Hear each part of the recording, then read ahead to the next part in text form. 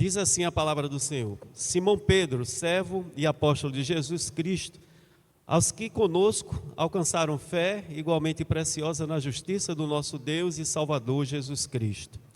Graça e paz vos sejam multiplicadas no pleno conhecimento de Deus e de Jesus nosso Senhor, visto como o seu divino poder nos tem dado tudo que diz respeito à vida e à piedade, pelo pleno conhecimento daquele que nos chamou por sua própria glória e virtude, pelas quais ele nos tem dado as suas preciosas e grandíssimas promessas, para que por elas vos torneis participantes da natureza divina, havendo escapado da corrupção que pela concupiscência há no mundo. Curva a tua cabeça, fecha teus olhos, vamos orar nesse instante. Santo Deus, agradecemos ao Pai por esse momento, por tudo aquilo que já vivenciamos neste culto, te pedindo a tua orientação em tudo aquilo que ainda nós estaremos refletindo nessa manhã. Que não eu, mas que tu fales profundamente aos nossos corações, porque é no nome santo de Cristo Jesus, que por tudo nós oramos e por tudo nós te agradecemos. Amém. Meus queridos, quantos daqui já fizeram promessas, votos a Deus um dia? Alguém aqui já fez votos? Difícil não ter alguém que em determinado momento não tenha feito um voto a Deus.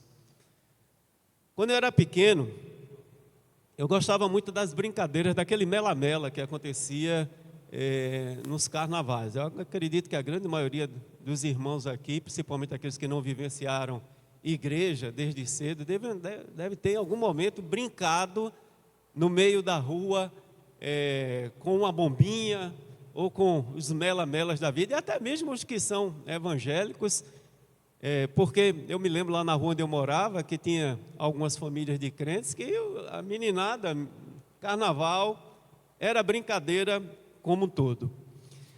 Em um determinado carnaval, eu acredito que eu devia ter ali entre os meus 10, 12 anos de idade, eu caí adoentado, 3, 4 dias antes lá das brincadeiras, e foi uma gripe assim, com tosse, com febre, terrível.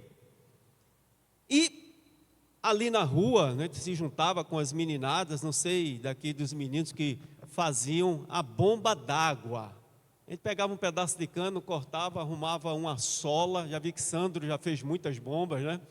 A gente pegava uma sola, pegava um pedaço de madeira, colocava ali, né? Fazia o cabo de vassoura, exatamente, está vendo? Ele é expert, Sandro é expert nessa área. E ali a gente pegava, né? Botava uma tampa de garrafa ali na parte externa ali do cano, puxava a água e ia brincar no meio da rua, né? Dando banho ali em todo mundo.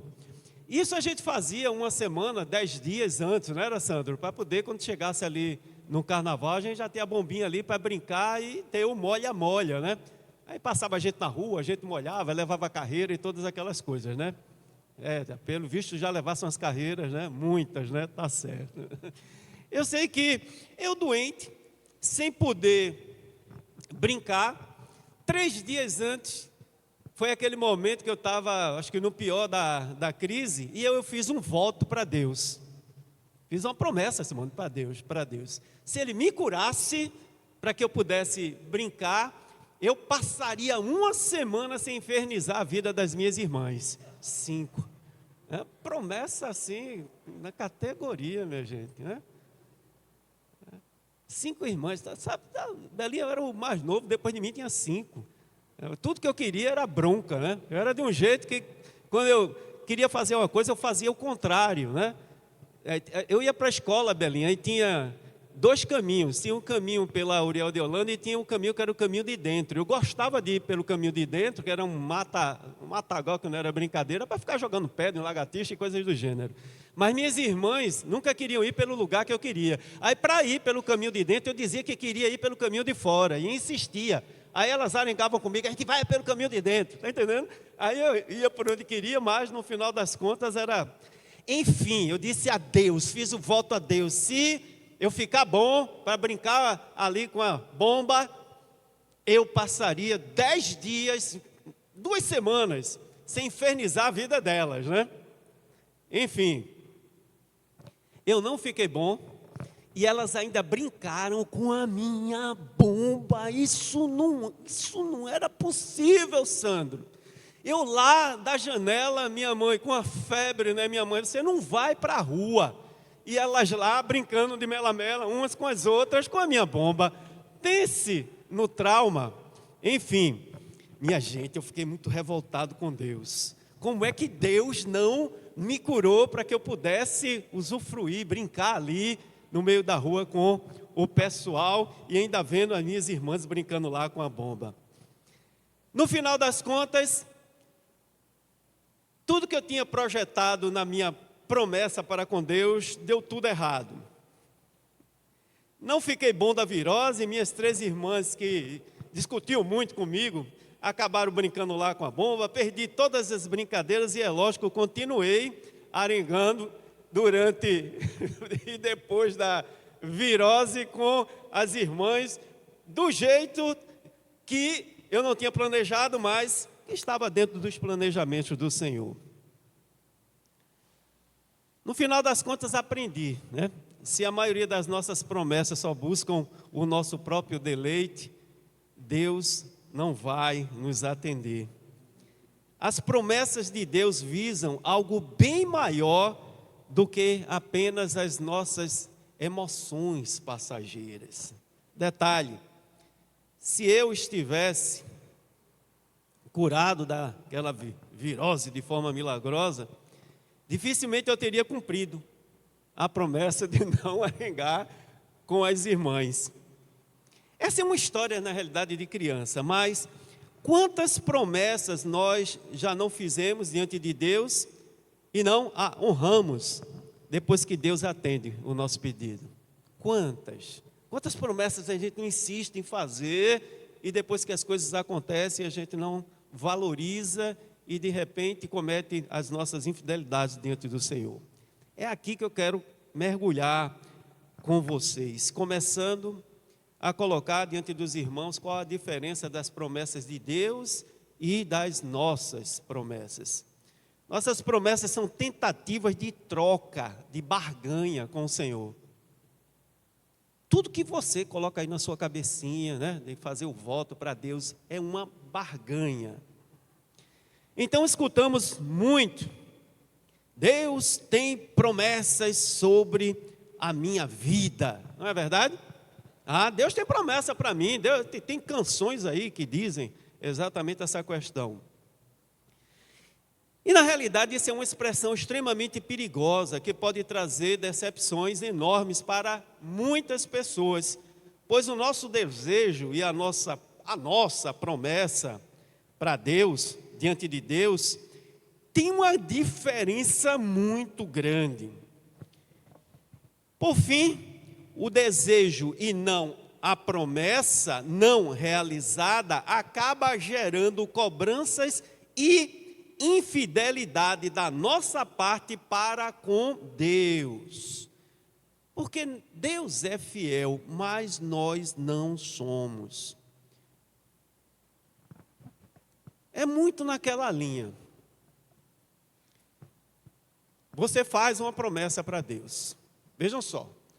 Quando você faz uma promessa para Deus, Deus não tem obrigação de atender a tua promessa. E muitas vezes atende. Porque a gente faz determinados votos para Deus, e na hora que eu faço um voto para Deus, Deus é tão misericordioso que acaba de alguma forma atendendo aquilo que a gente coloca diante dele. Mas existem muitos votos que nós acabamos estabelecendo diante de Deus, né? Ou seja, dentro daquilo que eu vivo, dentro daquilo que eu quero, que é um desejo meu, que Deus não vai te atender. Você acaba vivendo toda uma vida, né?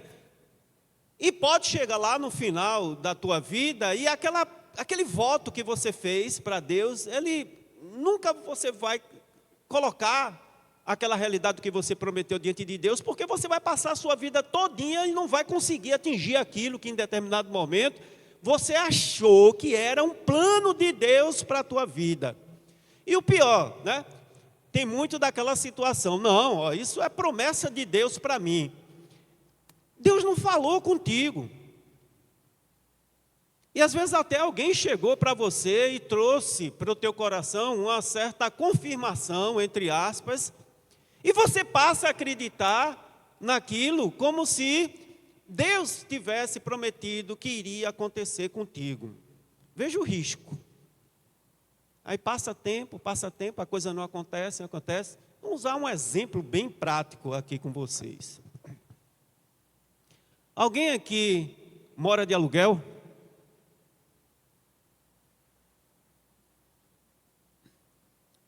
Alguém aqui mora de aluguel? Quem mora de aluguel quer o quê? Quer uma casa. Muitas vezes a gente não coloca, né, Gilson, no nosso coração, de que não, Deus tem promessa para mim de casa própria. Não é verdade, Gilson? Quem garante que Deus tem para você essa promessa? É duro. É, Simone? Hoje você e o Emerson estão aí dando glórias a Deus pela conquista, né? Mas, e naqueles que ainda moram de aluguel? Talvez vá passar a vida toda achando que Deus tem promessa, mas vai passar a vida toda pagando um aluguel. Então vejam só, tem muita coisa que a gente coloca nos nossos corações achando que é promessa de Deus, mas sinto muito, meu irmão e minha irmã. As promessas de Deus, elas não estão descritas na Bíblia dentro daquele contexto que você acha que é promessa de Deus, mas que na realidade é desejo do teu coração. É um desejo meu, de uma série de coisas, e a gente vai passando o tempo e não vê essas coisas acontecendo, e a gente precisa ter muito cuidado para no final das contas não colocar nas mãos de Deus uma responsabilidade que não é dele, Vamos lá, vejamos alguns versos que declaram que Deus, Ele é fiel naquilo que Ele promete.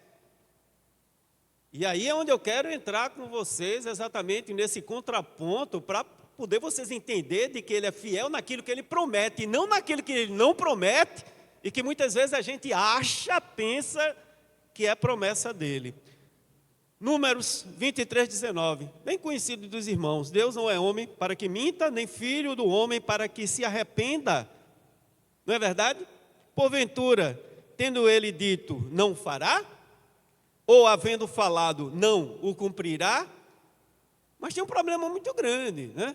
Da gente achar de que aquilo dali é promessa de Deus, quando na realidade não é. Tudo que Deus disse vai se cumprir. Tudo que Deus disse vai se cumprir. Ele mesmo vai fazer com que a sua promessa seja de fato estabelecida na vida daqueles para os quais Ele prometeu.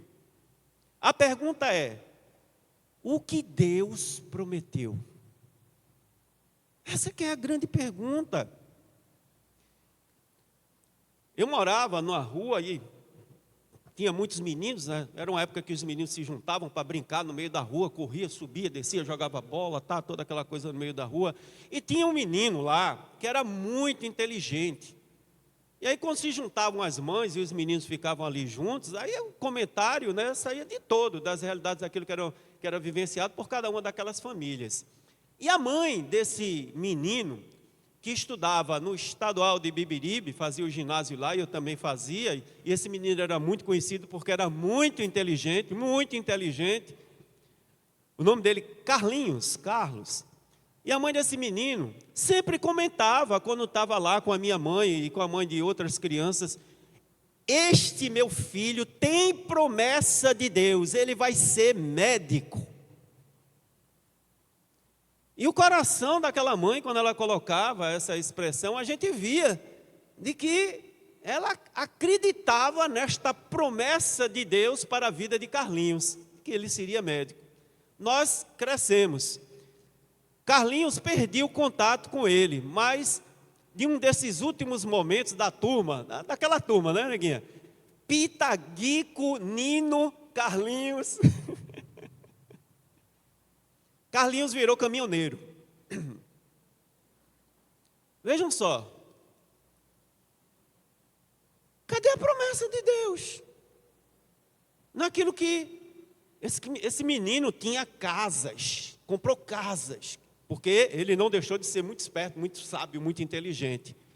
Mas aquilo que estava na cabeça da mãe, que era a promessa de Deus para a vida de Carlinhos, não se concretizou de se formar em medicina. Carlinhos virou um caminhoneiro extremamente inteligente. Não estou aqui querendo desmerecer um caminhoneiro, pelo contrário, que esse menino tem 3, 4 caminhões, inclusive a gente tem amizades com, tem Carlos também, que não é Carlinhos, né? Carlos de Leda, que também tem caminhões, tá? Aquela coisa toda. Mas o que eu quero mostrar para vocês é de que o pensamento da mãe de Carlinhos era de uma promessa de Deus estabelecida na vida do filho, e no final das contas não aconteceu exatamente do jeito que a mãe acreditava que era uma promessa de Deus na vida do filho. Vamos lá, vamos voltar para as promessas de Deus. As promessas de Deus não falham. 1 Reis 8, 56. Bendito seja o Senhor que deu repouso ao seu povo Israel, segundo tudo o que disse. Não falhou nem sequer uma de todas as boas palavras que falou por intermédio de Moisés, seu servo. Aquilo que Deus promete, Deus cumpre.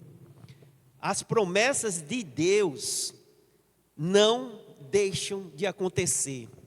Detalhe, se cumprem por inteiro e não pela metade. Josué 21, 45. Palavra alguma falhou de todas as boas coisas que o Senhor prometera à casa de Israel. Tudo, absolutamente tudo se cumpriu. É o que está escrito lá em Josué 21, 45. A pergunta é: quem é a casa de Israel para ser detentora das promessas de Deus? Resposta: Gálatas 6, de 15 a 16. Porque tem muita gente que tem dúvida ainda, né? E acha de que o Israel do Senhor é o Israel político, geofísico, o Israel que está ali, juntinho com a faixa de Gaza, Palestina. Tem gente que acha que o Israel do Senhor é aquilo ali, tá certo? Porque muitas vezes a gente lê a palavra do Senhor e não consegue absorver, porque culturalmente a gente recebe uma série de outras informações, e em cima dessas outras informações estabelece uma realidade que nem tese é uma hipótese. E a gente toma aquilo ali para a gente sem estabelecer uma antítese em cima daquilo que a Bíblia diz o contrário. Quem é o Israel do Senhor? Sou eu, são vocês. Vamos lá, leitura de Gálatas 6, 15 e 16. Para poder entender essa realidade da promessa de Deus estabelecida sobre as vidas do seu povo, do seu Israel. Porque em Cristo Jesus, nem a circuncisão, ou seja, os judeus, porque em Cristo Jesus nem a circuncisão, ou seja, os judeus, porque em Cristo Jesus nem a circuncisão, nem o Israel político, nem a incircuncisão, os gentios, todo o resto, nem este nem aquele, tem virtude alguma, mas o ser nova criatura, aquele que nasce em Cristo Jesus, que não nasce da carne, e todos quantos andarem conforme esta regra, paz e misericórdia sobre eles e sobre o Israel de Deus, a partir de Cristo Jesus. Então, prego batido, ponta virada. Eu sou o Israel de Deus, você é o Israel de Deus, por conta da regra reestabelecida pelo próprio Senhor. E um verso, amados, que sem dúvida é dos mais importantes quando se fala de promessa de Deus, porque trata não somente da posição de Deus para o seu Israel, mas da nossa posição ante as suas promessas. 2 Pedro 3,9. O Senhor não retarda a sua promessa para o seu Israel, ainda que alguns a têm por tardia. Porém é longânimo para convosco, não querendo que ninguém se perca, senão que todos venham a arrepender-se. Está aí a primeira pista, no que diz respeito à promessa de Deus, que está estabelecida para o seu Israel. Nós é que somos impacientes e muitas vezes queremos ver a promessa de Deus cumprida o mais rápido possível. Salvação para o seu povo. Para que ninguém se perca. Todavia, amados, muitos não escutaram a voz de Deus, mas a sua própria voz. Lembra da história que contei no começo, né? Promessas para o nosso deleite. Lembra da história da mãe do Carlinhos? Porque as conquistas que eu e você podemos ter ao longo da nossa trajetória são coisas que não estão estabelecidas na promessa de Deus. É a benevolência de Deus que vai fazer essa diferença.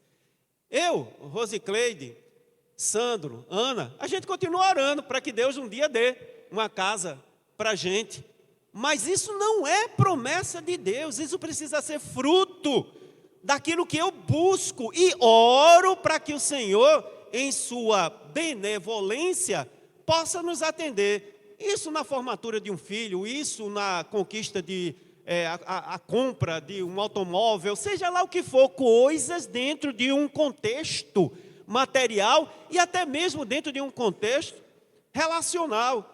Alguém que está dissociado com uma outra pessoa, que ora a Deus para que aquele problema seja quebrado, caia por terra e vivamos e sigamos na direção que continua sendo a regra estabelecida, Cristo Jesus. Afinal de contas, quantas vezes nós esperamos por algo que não vai acontecer, porque não é promessa de Deus. Então você talvez diga, né? Ah, pastor, eu sinto no meu coração que isso é promessa do Senhor. Amém. Amém. Você sente no coração que aquilo é uma promessa de Deus? Amém, meu irmão e minha irmã. Eu não tenho o poder de ler a sua relação para com Deus.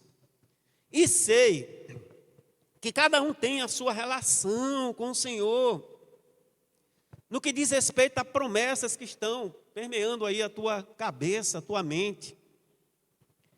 Mas uma coisa eu posso te falar. Se foi um voto fora dos padrões de Deus, esqueça. Se você fez um voto, Senhor, se isso acontecer, eu vou fazer isso. Esqueça, esqueça. Se está fora do padrão de Deus, esqueça. Isso é barganha. E Deus não aceita barganha com ninguém. É por isso que é tão importante, você quer conquistar alguma coisa, você simplesmente pede a Deus, não troque. Não troque. Senhor, eu estou querendo uma bicicleta zerada, nova. Peça a Deus simplesmente. Nunca venha com aquela história de, Senhor, se tu me deres uma bicicleta, eu vou fazer isso, aquilo outro. Esqueça. Não se barganha com Deus. Simplesmente você pede. Se for da vontade dele, ele vai te dar. Não por promessa, mas porque ele é um pai amoroso, um pai bondoso, um pai benevolente. Deixa eu te mostrar o que de fato é promessa de Deus. Não essa questão dessa relação, daquilo que a gente precisa e pede ao Senhor, mas daquilo que a palavra estabeleceu de fato como promessa. Lembra do verso que a gente leu lá no comecinho? Pedro 1, verso 4. Preciosas e grandíssimas promessas. Promessa para o seu povo. Não especificamente para mim ou para você. Vamos lá. Deixa eu dizer-lhes algumas dessas promessas que a gente pode se inserir nelas. Mateus 16, 18.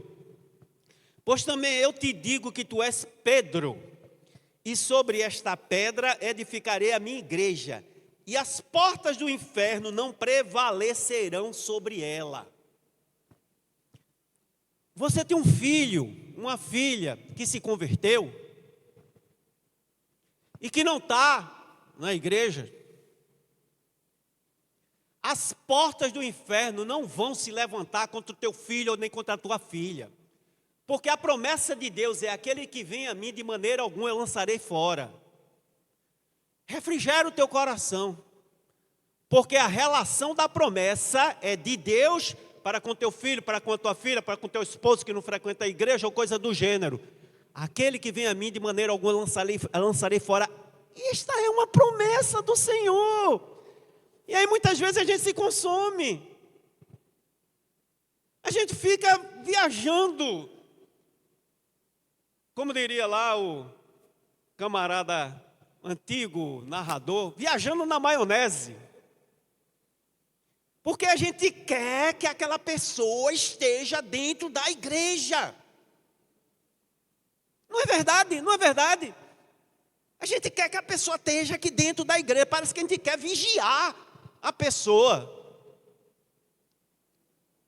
As portas do inferno não vão prevalecer sobre a vida de todos aqueles que por promessa alcançaram salvação em Cristo Jesus. Não foi a regra que a gente leu? Agora eu quero, Sérgio, todo mundo aqui dentro da igreja. Quem que não quer? Depois que arrumaram os bancos do jeito que arrumaram, eu chego aqui para pregar, principalmente domingo de noite. Parece que a igreja tem o dobro de pessoas que tinha 3 meses atrás, Sérgio. Porque isso é confortante, a gente vê os irmãos juntos, todo mundo aqui pertinho, tá aquela coisa toda, essa vivência, né, a proximidade junto com os irmãos. Mas creia, não é porque aquela pessoa que um dia aceitou Jesus Cristo, que você pede para que ela esteja aqui dentro da igreja, que por ela estar afastada da igreja, não de Cristo, ela não vive uma relação com Cristo. Aí Carlos, que já deu testemunho disso aqui, que pode ter ficado um tempo distante da igreja, mas Deus nunca esteve distante dele. Isso é uma cobrança muito egoísta. Agora, repito, eu quero todo mundo dentro da igreja. Mas pastor, estão fazendo aí uma lei contra a igreja. Estão perseguindo a igreja. Estão colocando aí de que a gente não vai poder mais usar a Bíblia. A igreja pode até ser perseguida, mas o inferno não vence a igreja, minha gente. Mateus 24, 14. Este evangelho do reino será pregado em todo o mundo, em testemunho a todas as nações. Isso é promessa de Deus. Não é promessa de uma casa, de um carro, de uma geladeira, de uma televisão, não. Olha a promessa de Deus e este evangelho. Deus está dizendo que esse evangelho será pregado em todo o mundo, em testemunho a todas as nações. Vejam só, e aí virá o fim. Então até o fim, por mais que a igreja seja perseguida, o evangelho vai continuar sendo propagado, porque é promessa de Deus. Não, porque eu vi lá na revista, lá no site, de que lá não sei aonde botaram uma lei, e a lei vai para o Congresso. Deixa aí, meu irmão. Ninguém vai tirar a tua Bíblia. Enquanto você tiver com a sua Bíblia na sua mão, você é um evangelizador, você é um missionário, como a gente cantou aqui, e as portas do inferno não vão prevalecer, porque enquanto a igreja não for retirada da terra, a promessa do Senhor continua viva. Detalhe, e depois que a igreja for tirada da terra, como é que os 144 mil vão evangelizar lá em Israel? Ou as 2 testemunhas, ou tantos outros ao redor do mundo? Porque a Bíblia vai continuar nas mãos daqueles que vão ficar aqui como remanescentes. Capítulo 12 do livro de Apocalipse. Outra promessa, onde eu e você podemos nos inserir, Josué 1,5. Ninguém te poderá resistir todos os dias da tua vida. Como fui com Moisés, assim serei contigo. Não te deixarei, mesmo que você fique sonhando com alguma coisa que você não consegue alcançar. Deus está dizendo assim: não te deixarei, nem te desampararei. Sandro, a gente vai ter dinheiro para pagar aluguel enquanto Deus não quiser dar para a gente a casa, Sandro. Ele vai continuar dando sustento. Naqueles momentos que a gente achar e a coisa apertou, Deus vai providenciar. Eu estou utilizando a gente como exemplo, Sandro, mas tem tantas outras coisas que estão dentro desse contexto, que Deus tem se feito presente na vida de cada um aqui, seja em questões financeiras, seja em questões de saúde, seja lá na questão que for. É importante, não te deixarei, nem te desampararei. Eu preciso fechar os meus olhos e escutar o Senhor me dizendo isso. Não te deixarei, nem te desampararei. E isso é maravilhoso. Qual é mais importante? Ter ao seu lado um monte de bens que você pediu a Deus, ou ter o próprio Deus do nosso lado? Nós somos pecadores, nós somos fracos, nós somos falhos, mas Deus continua do nosso lado. Nós somos imperfeitos, mas Deus que é perfeito continua com a sua fidelidade nos protegendo, estando sempre ao nosso lado, sem nos deixar e sem nos desamparar. Todavia, das muitas promessas,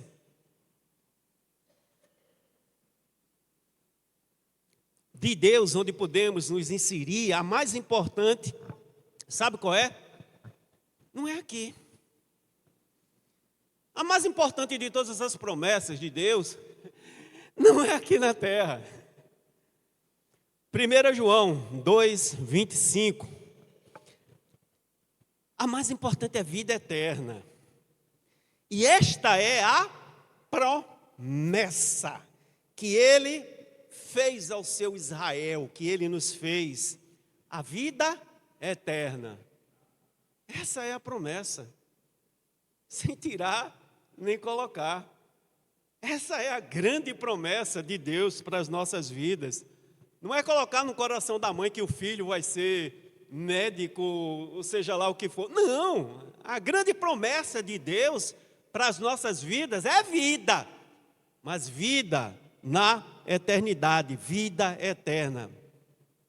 Jesus prometeu para mim e para você uma família. Detalhe, por adoção, né? É preciso entender, tem gente que diz assim, os filhos de Deus são só os judeus. Minha gente, Jesus Cristo, Ele é unigênito. Ele é filho único. Deus não tem outro filho. Filho de Deus é Cristo Jesus.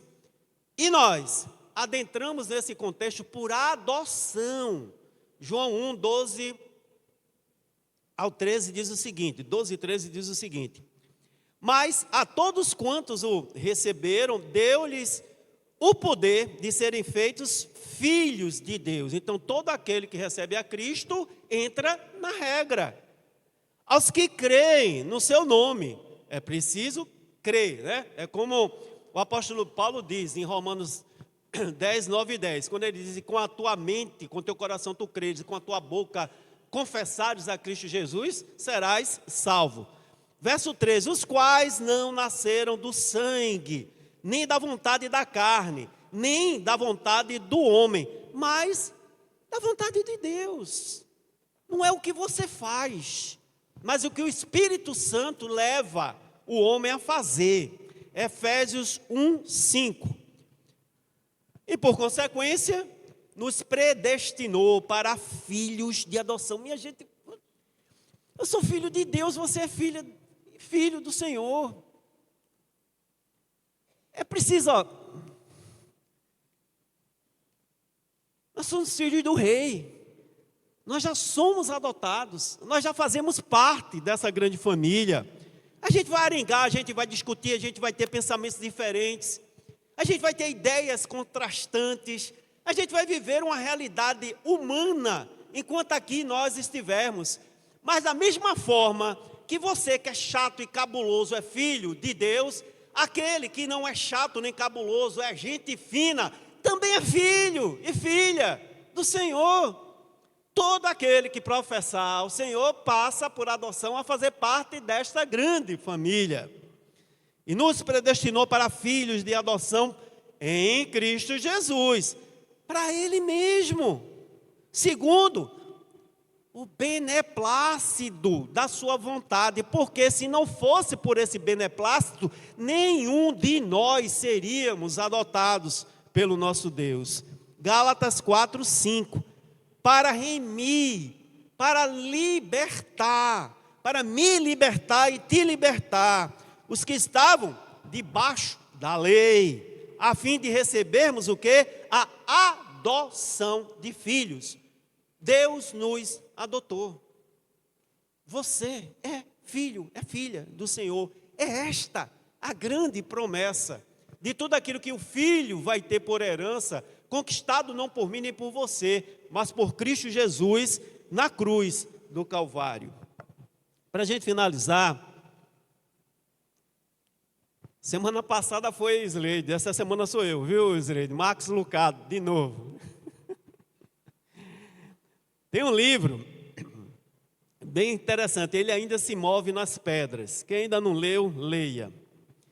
Eu teria uma historinha desse livro que é super legal, que mostra exatamente essa questão da presença, e Max Lucado, da presença de Deus. E Max Lucado se utiliza de um fato real que aconteceu para exemplificar neste livro essa relação daquilo que Deus tem prometido para as nossas vidas e que muitas vezes a gente não consegue se aperceber de que a promessa de Deus nós já conquistamos quando recebemos a Cristo Jesus, mas ainda tem muito mais coisas para serem vivenciadas, não aqui na terra, mas na eternidade no céu, ao lado do nosso Deus. A história diz o seguinte: em 1989, um terremoto de quase 8,2 na Armênia matou mais de 30 mil pessoas em menos de 4 minutos. 30 mil pessoas.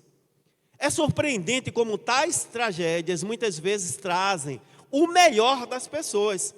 Deixe-me mostrar-lhes, está escrito lá no livro, a história do amor de um pai pelo filho. Em meio ao caos e à destruição provocada pelo terremoto, ele correu para a escola do seu filho. Em vez de uma escola, ele encontrou um monte de escombros.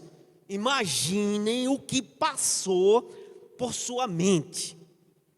Mesmo diante daquele cenário de destruição e ruínas, ele entrou em ação. Eu fico imaginando, né? Esse estado de caos e de ruína que o ser humano vive. E Deus, em Cristo Jesus, entrando em ação. Ele correu, essa parte foi, entre parênteses, viu minha gente? Foi minha, não é de Max Lucado não. Ele correu para o canto de trás do edifício, onde era a classe de seu filho, e começou a cavar. Por que ele fazia aquilo? Qual a esperança ele tinha em seu coração?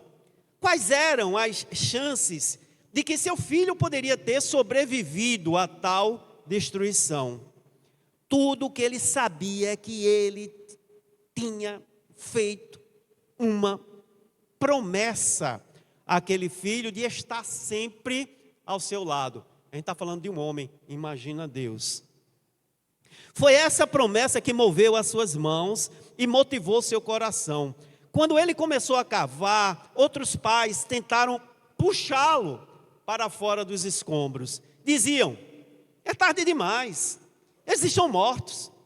Você não pode ajudar. Vá para casa. Não há nada que você possa fazer. Um bombeiro, ante aquele cenário, lhe disse: vá para casa. Aqui não há mais esperança. Nós vamos lidar com isso. Mas esse pai continuou a cavar por 8, 12, 24, 36 horas. Então, na hora 38, quando ele afastou uma pedra, ele ouviu a voz do seu filho. Imediatamente ele gritou: Armand. De imediato ouviu a resposta: meu pai. Armand foi retirado dos escombros junto com mais 12 outras crianças. Quando entrevistado, Armand afirmou: eu disse às outras crianças que, se ainda estivesse vivo, meu pai viria me salvar. Extraído do livro de Max Lucado, ele ainda se move nas pedras. Se você tem alguém no teu coração que você quer ver a promessa de Deus estabelecida na vida dele, salvação em Cristo Jesus, essa é a promessa. Não é estar aqui dentro da igreja. Não ore para quem você quer que esteja aqui, ore para quem precisa ser alcançado.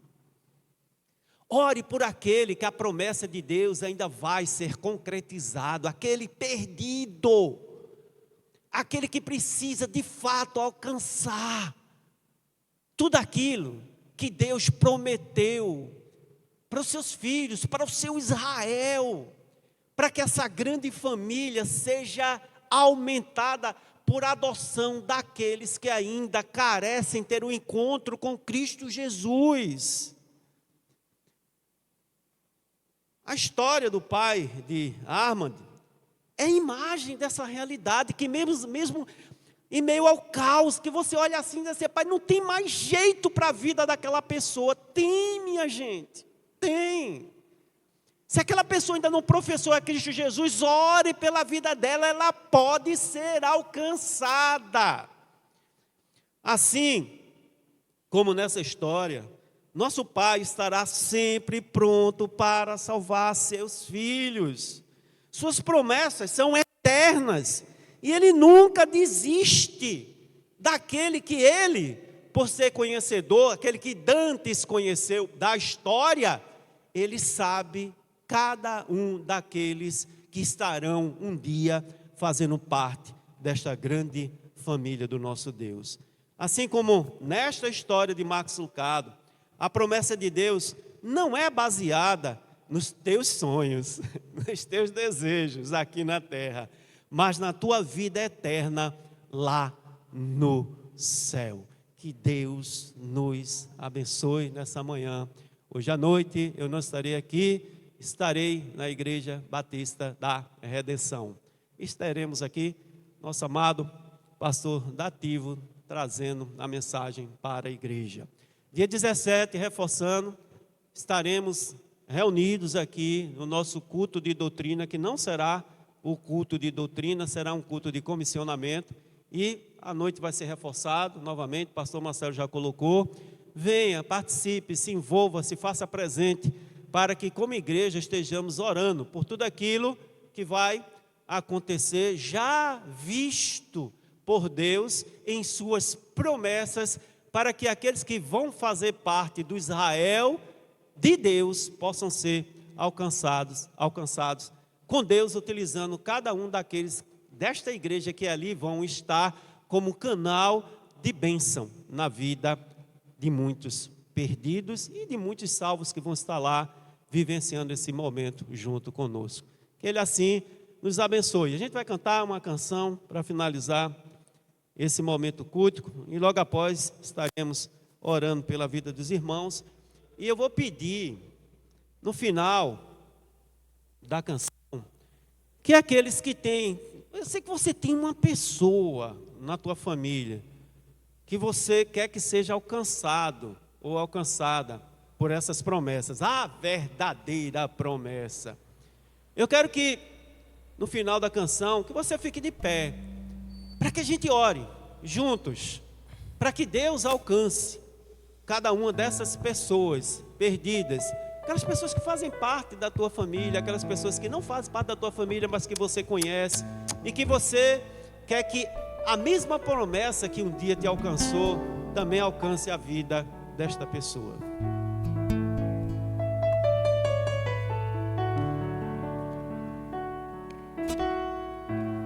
Meu Jesus,